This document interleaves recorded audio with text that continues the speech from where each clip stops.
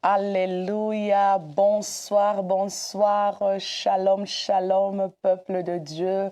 Bonjour, bonsoir, chère honorable servante de Dieu, femme de ministre, servante de Dieu. Bonsoir, merci encore de m'accueillir sur vos écrans. C'est bien moi, la vôtre, la prophétesse Bella Dias Gonçalves Firmement Songo de l'église Freedom House Church de Manchester. Bonsoir à tout le monde. Est-ce que vous pouvez être gentil et partager cette vidéo avec d'autres femmes de Dieu, avec d'autres servantes de Dieu si vous avez été bénis la fois dernière? Bonsoir à tout le monde, j'espère que vous avez passé une très bonne journée par la grâce de Dieu. Bonsoir, bonsoir dans tous les 5 continents dans lesquels vous vous trouvez. Bonsoir, bonjour, bonsoir. Cela dépend de l'heure à laquelle vous allez suivre cette live, cette vidéo. Alléluia. Que le Seigneur soit glorifié. Je suis très heureuse et je reconnais la grâce suprême de Dieu sur ma vie de pouvoir encore me tenir devant vous pour partager encore la pensée de Dieu, la manne de ce soir. Alléluia. Est-ce que vous pouvez acclamer le Seigneur? Est-ce que vous pouvez inviter une femme ce soir de participer à cette live ce soir? Alléluia. Dieu est merveilleux. Accordez-moi juste quelques secondes de pouvoir inviter aussi d'autres femmes qui veulent savoir que nous sommes déjà en direct sur notre chaîne de Phoenix TV Life Changing Channel ici à Manchester. Alléluia. Nous bénissons le Seigneur. Bonsoir, bonsoir. Partagez avec d'autres femmes, afin que vous soyez pas seulement le seul à être béni, mais afin que d'autres femmes aussi soient bénies au nom de Jésus-Christ. Le Seigneur est tellement merveilleux et je crois fermement que ce soir, il va encore nous faire beaucoup de bien. Il va encore visiter quelqu'un. Il va encore réconforter une femme ce soir. Alléluia. En tout cas, merci beaucoup. Merci beaucoup. Sans plus tarder, je dis encore shalom à vous tous. Aujourd'hui, je ne suis pas seule, je suis bel et bien accompagnée de mon cher époux qui est juste en face de moi. Bonsoir papa, merci d'être là pour m'encourager, ça encourage encore davantage. Bonsoir, bonsoir à tout le monde. Je dis encore merci à l'homme de Dieu, l'évangéliste Jean-Claude Yalala de m'avoir accordé cette plateau de Phoenix TV, de pouvoir encore saisir ce canal pour être une source de bénédiction pour les nations. Alors, nous allons continuer dans notre grand thème que nous avons commencé à développer. Nous sommes en train de parler de comprendre les principes fondamentaux pour servir. La fois dernière, je pense, nous avons parlé sur le salut, nous avons parlé sur l'importance d'accomplir le processus de notre salut. Nous avons mentionné et nous avons dit que le processus du salut est composé de 4 mécanismes. Nous avons premier mécanisme, la repentance. La deuxième mécanisme, nous avons la confession, nous avons la conversion et nous avons le baptême. Alléluia.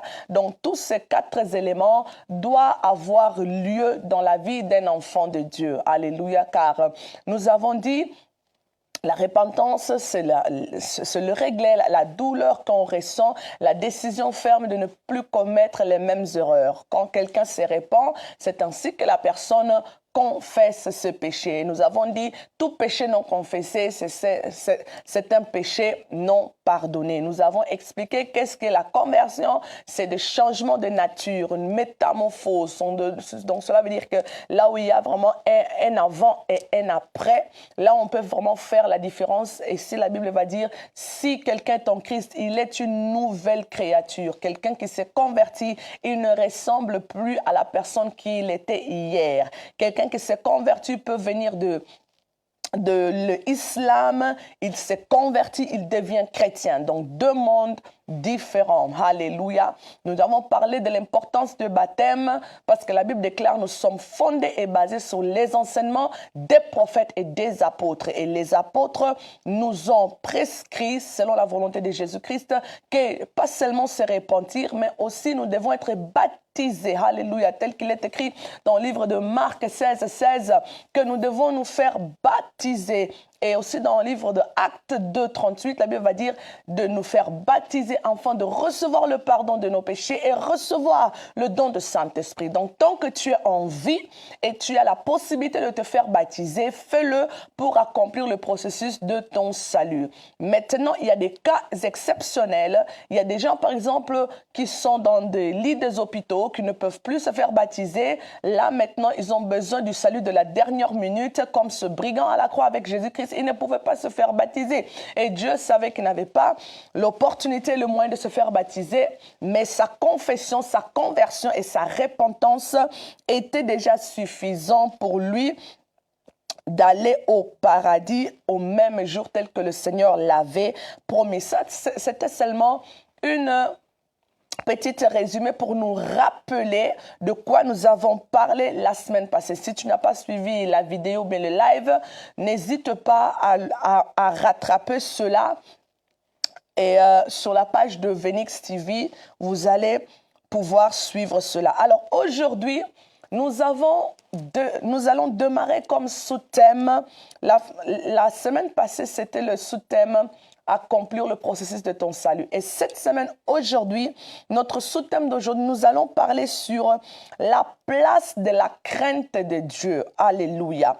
La place de la crainte de Dieu, ce que nous appelons sanctification. Donc, connaître la place de la crainte de Dieu, ou bien connaître la place de la sanctification pour servir. Alléluia.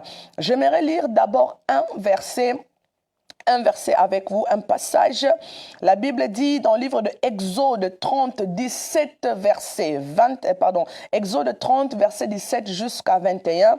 Je lis au nom de Jésus-Christ. L'Éternel parla à Moïse et dit, « Tu feras une cuve d'airain avec sa base d'airain pour les ablutions. Tu la placeras entre la tente d'assignation et l'autel. Et tu y mettras de l'eau avec laquelle Aaron et ses fils se laveront les mains et les pieds. Lorsqu'ils entreront dans la tente d'assignation, ils se laveront avec cette eau afin qu'ils ne meurent point. Et aussi lorsqu'ils s'approcheront de l'autel, lisez, lorsqu'ils s'approcheront de l'autel pour faire le service et pour offrir des sacrifices à l'Éternel, ils se laveront les mains et les pieds afin qu'ils ne meurent point. Ce sera une loi perpétuelle pour Aaron, pour ses fils et pour leurs descendants. Alléluia. Bien-aimés, il y en a plusieurs versets que je veux paraphraser durant notre enseignement aujourd'hui. Alléluia. Alors, nous allons remarquer quand le Seigneur avait donné la charge sacerdotale à Aaron et ses fils, le Seigneur était déjà exigeant dans leur manière de servir le Seigneur. Le service de Dieu n'était pas quelque chose que tout le monde pouvait servir de la manière dont il voulait. Donc Dieu lui-même, il était exigeant de quelle manière il a voulu que son serviteur se présente sur l'autel pour venir offrir des sacrifices et des holocaustes. Alléluia. Alors, nous allons comprendre quelque chose, bien-aimé. Nous allons comprendre que dans le livre de Romains 12, verset 1, la Bible va dire que « Offrez vos corps comme un sacrifice vivant et après saint ». Nous allons comprendre qu'après le salut, l'homme entre maintenant dans le processus ou bien dans l'étape de la crainte de Dieu que nous appelons la sanctification. Après avoir devenu vivant, en recevant Jésus-Christ comme son Seigneur et Sauveur, après avoir devenu vivant par une renaissance, donc tu es né de nouveau, tu entres maintenant dans l'étape de devenir un sacrifice saint. Alléluia, pour être agréable à Dieu. Alors, qu'est-ce qui veut dire la crainte de Dieu, bien-aimé? La crainte de Dieu, c'est la révérence, l'adoration et le respect et l'estime et tremblement à l'égard de Dieu. Alléluia. Est-ce que nous sommes ensemble? Quelqu'un qui a la crainte de Dieu, c'est une personne qui a la haine du mal. Dites avec moi la haine du mal. Alléluia. Bien-aimé dans le Seigneur, la sanctification, la crainte de Dieu est indispensable pour chaque chrétien. Bien-aimé, retiens ceci, si tu avais reçu le Seigneur Jésus-Christ comme ton Seigneur et Sauveur à 12 heures, sache-le qu'à 12 heures, 1 minute, Dieu s'attend de toi que tu puisses comprendre et entrer maintenant dans le processus de la crainte de Dieu. Quand quelqu'un reçoit le Seigneur Jésus-Christ comme son Seigneur et Sauveur et il est né de nouveau, sache-le que Dieu ne tolère plus le mal et il ne tolère plus le péché dans la vie de son enfant. Alléluia. Ce que tu faisais dans le paganisme, Dieu n'est pas dedans. Mais à partir du moment où tu deviens son enfant, car la Bible dit que à tous ceux qui l'ont reçu, il leur a donné le pouvoir. Quand Dieu te donne le pouvoir, l'autorité de devenir un enfant de Dieu, cela veut dire que tu ne peux plus vivre de la manière dont toi tu veux. Tu ne peux plus faire de la manière dont toi tu es habitué de faire. Alléluia. Car la crainte de Dieu, c'est l'observation des exigences et des lois de l'Éternel. Alléluia. Est-ce que quelqu'un est avec moi? Alléluia. Car, bien-aimé, par l'œuvre de la croix, Christ nous a sanctifiés. Par l'œuvre de la croix, Christ nous a offert la sainteté, il nous a sanctifiés, mais c'est notre responsabilité de maintenir cette sainteté, de maintenir cette sanctification que nous avons reçue par le sang de Jésus-Christ qui a coulé au bas de la croix à notre faveur. Alléluia. Car quelqu'un qui marche dans la crainte de Dieu, il est l'ami de la justice. Il ne tolère pas l'injustice. Et on ne parle pas de l'injustice genre, dans le genre de conflit, mais on parle de l'injustice dans le genre de notre acte et de nos comportements et de notre manière de vivre. Nous allons remarquer ceci, bien-aimés, que la crainte de Dieu, c'est la base de toutes choses. Lorsque Dieu avait créé l'homme dans le jardin d'Éden, la première des choses que Dieu voulait inculquer à l'homme, c'était à craindre l'Éternel. Alléluia. Quand Dieu avait interdit à l'homme à ne pas toucher à l'arbre de connaissance de bien et du mal, Dieu a voulu que l'homme apprenne par ce commandement à craindre le Seigneur. Vous voyez un peu? À craindre le Seigneur et à marcher dans l'obéissance, car celui qui marche dans la crainte de Dieu, c'est celui qui veille à ce qu'il obéisse aux lois de l'Éternel, aux exigences de Dieu. Car la crainte de Dieu, la sanctification, n'est pas un choix, mais une imposition et une obligation pour toute personne qui veut être enlevée au dernier jour, et pour toute personne qui veut aller à la rencontre de l'époux dans les airs. Alléluia. Est-ce que nous sommes là, bien-aimés? Thank you, Jesus. Alléluia.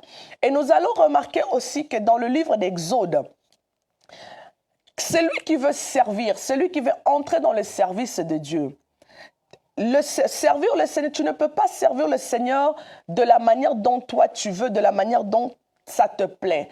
Celui qui marche dans la crainte de Dieu, c'est celui qui se soumet aux lois de Dieu. C'est celui qui se soumet, qui accepte les exigences de Dieu. Alléluia. Car la Bible va encore plus loin en disant que la crainte de Dieu, c'est le commencement de la sagesse, c'est le commencement de l'intelligence. Alléluia. Celui qui craint le Seigneur, c'est celui qui connaît Dieu. Donc nous allons comprendre que la première révélation que l'homme a besoin n'est pas la révélation des anges, n'est pas la révélation, n'est pas des rèmes des Écritures, mais c'est d'abord comment craindre le Seigneur. C'est par là que toute chose commence. Donc cela veut dire que tu peux avoir des graduations de l'université, mais lorsque tu ne marches pas dans la crainte de Dieu, la Bible t'appelle un insensé tel que la Bible le dit. Donc l'intelligent n'est pas celui qui a beaucoup étudié, mais l'intelligent, le sage, c'est celui qui a compris la place de Dieu et l'autorité de Dieu dans sa vie. Alléluia. Est-ce que nous sommes ensemble, bien-aimés? Est-ce que vous êtes là? Alléluia. Donc, c'est la crainte de Dieu et la première éducation que Dieu a voulu inculquer à l'homme, que Dieu a voulu enseigner à l'homme. Alors, c'est pour cela il est très important que la crainte de Dieu revienne au sein de nos églises. Voilà pourquoi aujourd'hui, nous allons remarquer qu'il y a beaucoup de dégâts dans nos églises parce que c'est la crainte de Dieu qui ramène la discipline. C'est la crainte de Dieu qui remet les choses à sa place. Bien-aimé, si tu n'as pas encore compris la place de la crainte de Dieu dans ta vie, tu n'es pas autorisé de toucher aux choses saintes. Car celui qui craint le Seigneur, c'est celui qui connaît la valeur des choses sacrées. C'est celui qui connaît la valeur des choses saintes. Alléluia. Donc, on ne sert pas Dieu en étant, par exemple, encore en tant que deuxième bureau de quelqu'un bien-aimé. On ne sert pas Dieu en vivant dans la calomnie. On ne sert pas Dieu en vivant dans la médisance. On ne sert pas Dieu en baignant dans la fornication et l'impudicité. Parce qu'aujourd'hui, même nous voyons, il y a beaucoup de personnes, même de prédicateurs, ils baignent vraiment dans la fornication et dans l'impudicité, mais ils osent aussi d'imposer les mains aux gens. Bien-aimés, servir Dieu sans une vie de sanctification est une abomination, est une malédiction, pour ta propre vie et aussi pour la vie de ceux vers qui tu imposes tes mains. Alléluia. Alléluia. On ne sert pas Dieu en menant une entreprise de tongologie. La même bouche qui prêche l'évangile ne peut pas être la même bouche qui calomnie les gens one by one. La même bouche qui annonce la bonne nouvelle ne peut pas être la même bouche qui annonce les malheurs des autres, my God. La même bouche qui proclame Jésus-Christ ne peut pas être la même bouche qui vit dans la médisance et dans la calomnie non-stop. Alléluia. Est-ce que nous sommes ensemble? Celui qui craint Dieu ne peut pas avoir un cœur rancunier. Alléluia. Parce que ton cœur est rempli d'amour pour le Seigneur. Alléluia. On ne sert pas Dieu en menant une vie d'avortement. Combien de frères et sœurs qui chantent dans nos chorales? Combien des enfants avons-nous déjà avortés? Combien des enfants avons-nous déjà jetés? Combien des enfants avons-nous déjà refusés, bien-aimés? Alléluia. Voilà pourquoi c'est très important. Celui qui veut servir le Seigneur, tu dois comprendre la place de la crainte de Dieu. L'autel de Dieu, le service de Dieu n'est pas pour les gens qui aiment l'amusement avec les choses de Dieu. L'autel de Dieu, le service de Dieu n'est pas pour les gens qui sont négligents, n'est pas pour les enfoutistes, n'est pas pour ceux qui sont ni chauds ni froids, mais ce sont pour ceux qui savent servir Dieu avec crainte et tremblement. Bien-aimés, dans l'Ancien Testament, le sacrificateur entrait avec tremblement. La Bible dit il devait d'abord se purifier, se laver, afin qu'il ne meure point. Alléluia. Donc, il y a des gens qui mouraient aux temps anciens à cause de ne pas prendre au sérieux la charge ou bien l'œuvre de Dieu. Alléluia. Parce que j'aime toujours dire, la grâce n'est pas une approbation pour nous qui nous donne l'approbation de multiplier la quantité de nos péchés, mais la grâce nous permet de réduire la quantité de nos péchés jusqu'à les abandonner complètement. Alléluia. On ne sert pas Dieu en étant un docteur en matière masturbation, bien aimé, parce que nous avons des prédicateurs masturbateurs, vous voyez un peu, qui imposent le même aux gens. Voilà pourquoi aujourd'hui, les hommes et les femmes de Dieu sont qualifiés comme de personnes sans onction, mais il ne s'agit pas de tous hommes de Dieu ou bien de toutes femmes de Dieu. Mais le problème il y a d'autres personnes, leur qualité de vivre n'est pas pure, leur qualité de vivre n'est pas sincère. Alléluia. Une main qui se masturbe n'a pas le droit d'imposer les mains aux gens. Une main qui se masturbe n'a pas le droit de donner le take it. Et à ma grande surprise, les mains qui se masturbent aiment donner les take-it one by one. Bien-aimés dans le Seigneur, dans l'Ancien Testament, il y avait la terre qui s'ouvrait et qui engloutait les gens qui blaguaient avec le Seigneur. Et la Bible dit qu'on ne se moque pas avec le Seigneur. Alléluia. Celui qui veut servir le Seigneur, il doit avoir la ferme décision de mettre sa vie en ordre, y compris abandonner l'homme d'autrui, y compris quitter ce mariage que tu avais ravi à ta meilleure amie, y compris lâcher cet homme que tu avais ravi à ta petite sœur ou bien à ta grande sœur. Bien-aimé dans le Seigneur, dans les choses de Dieu, il n'y a pas de fausse tolérance. Jésus revient bientôt. Alléluia. Avant que Dieu agrée le sacrifice, il agrée d'abord la qualité de la vie de cette personne. Il agrée d'abord la façon de vivre de cette personne. Il agrée d'abord le mindset de cette personne. Il agrée d'abord la façon de voir les choses de cette personne. Alléluia. Nous avons aujourd'hui, même dans nos églises, nous devons mettre l'accent sur ça, même en éduquant nos enfants à l'église, même en éduquant notre jeunesse à l'église. Bien-aimés dans le Seigneur, il y a des choses, si nous les recadrons pas maintenant, ça sera trop tard pour demain. Alléluia. Car servir Dieu sans craindre ce Dieu qu'on sert est une abomination. Alléluia. Et tout zèle qui n'est pas accompagné avec une sincère décision de mettre sa vie en ordre est un zèle animé par des esprits impurs, par des esprits mauvais. Parce qu'un zèle qui est animé par le Saint-Esprit, la première des choses, le Saint-Esprit te montre comment mettre ta vie en ordre. Mais quel est cet esprit avec lequel tu opères, qui te dit chante, qui te dit prêche, qui te dit fais ceci, mais cet esprit-là ne te dit jamais de remettre l'homme d'autrui. Cet esprit-là ne te dit jamais d'arrêter d'insulter les gens dans les réseaux sociaux. Cet esprit ne te dit jamais d'abandonner ce copain-là dont ce mariage n'aura jamais lieu. Cet même esprit ne te dit jamais d'abandonner le mal, d'abandonner la masturbation.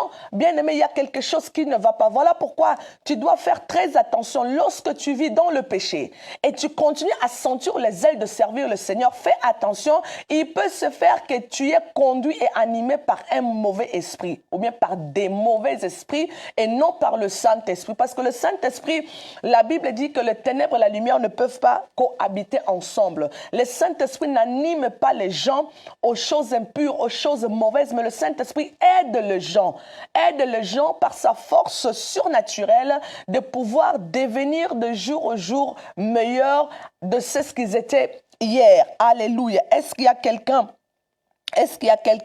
qui est avec nous ce soir? Alléluia. Voilà pourquoi nous sommes en train de parler sur la place de la crainte de Dieu dans nos églises. Aujourd'hui, nos églises sont devenues insensibles. Moi, je me rappelle, et quand je regarde la Bible, les gens dans la Bible, lorsqu'ils péchaient, ils pleuraient. Ils pleuraient, ils gênaient même. Ils pleuraient, ils gênaient, ils regrettaient. Mais aujourd'hui, le corps de Christ, l'église de Jésus-Christ ne pleure plus. Aujourd'hui, les gens s'amusent en baignant dans le péché, en baignant dans le mal.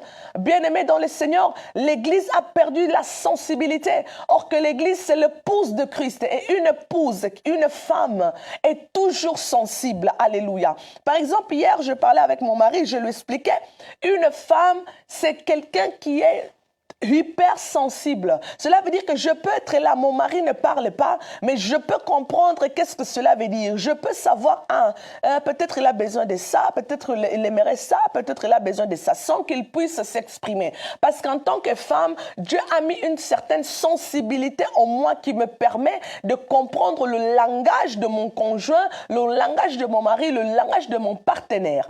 Ainsi, nous aussi, en tant qu'Église, en tant que l'épouse de Christ, l'épouse de Christ a perdu sa sensibilité en tant que femme, de comprendre ça, mon époux n'aime pas ça, ça, le Seigneur n'aime pas ça, ça, je ne peux pas faire parce que ça va trister le cœur du Saint-Esprit. L'épouse de Christ est devenue insensible, tel que la Bible dit, ni chaud, ni froid, bien-aimé. Aux temps anciens, les gens pleuraient, les gens se mettaient par terre, ils pleuraient. Comment j'ai pu faire ce genre de péché, comment j'ai pu commettre ce genre de péché? Mais aujourd'hui, il y a même des hommes de Dieu qui encouragent cela. Aujourd'hui, il y a même nos églises qui encouragent cela.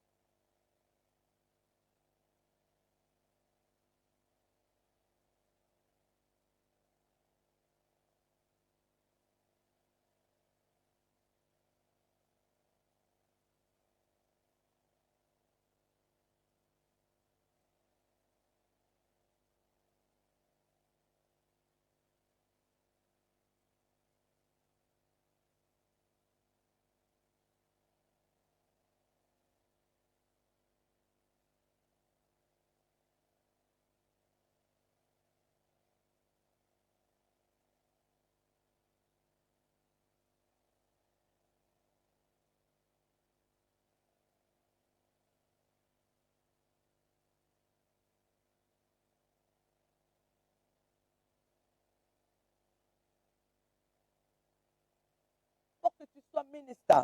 Ce que Dieu veut, ce n'est pas d'abord que tu sois une prédicatrice. Ce que Dieu veut, ce n'est pas d'abord que tu fais ceci et cela dans le corps de Christ. Ce que Dieu veut, ce n'est pas d'abord que tu sois la personne la plus motivée dans l'église. Mais ce que Dieu veut, c'est d'abord que tu changes la qualité de te prendre, la qualité de ta vie. C'est ça la priorité de Dieu. Alléluia. Et la Bible va continuer. Sans vous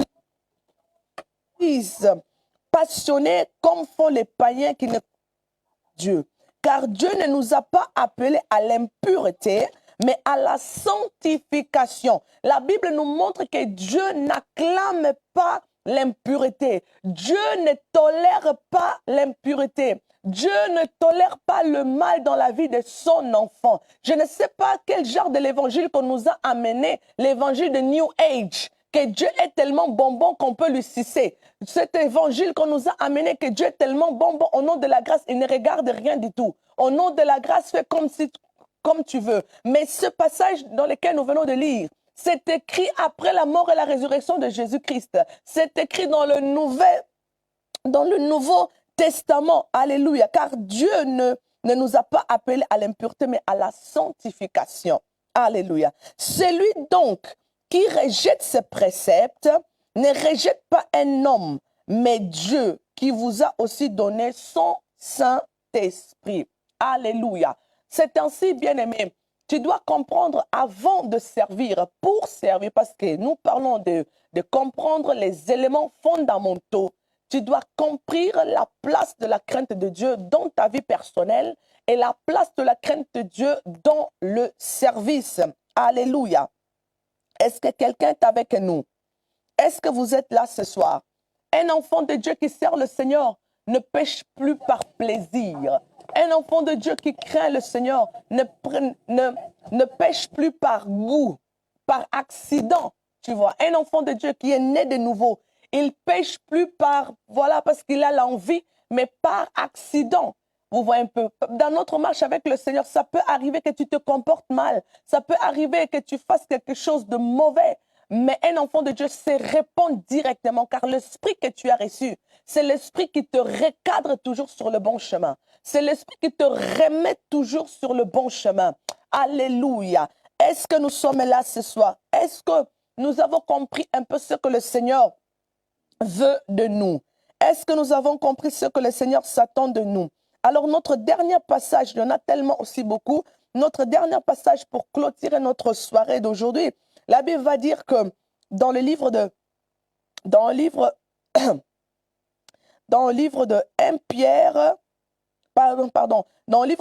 Pierre 3, 9, la Bible va dire, le Seigneur ne tarde pas dans l'accomplissement de la promesse, comme quelques-uns les croient, mais il use de patience envers vous, ne voulant pas qu'aucun périsse, mais voulant que tous arrivent à la repentance. Alléluia. Bien-aimé dans le Seigneur, le souhait de Dieu, c'est que tu puisses te mettre en ordre. C'est que tu puisses te détourner de ta mauvaise voie. C'est que tu puisses te détourner de ce qui est mal et abominable devant les yeux de l'Éternel. C'est que tu puisses abandonner toutes choses. Alors, repentons-nous, mettons nos vies en ordre. Alléluia. Afin d'aller à la rencontre de l'époux dans les airs au dernier jour. Mettons nos vies en ordre afin que de devenir utile. Celui qui ne craint pas le Seigneur n'est pas utile dans le corps de Christ, n'est pas utile dans nos églises. Mais c'est celui qui craint le Seigneur que Dieu te rend utile pour les nations, pour le corps de Christ et pour ton église locale. En tout cas, que le Seigneur vous bénisse. Nous allons nous arrêter là avec notre enseignement d'aujourd'hui. Alléluia.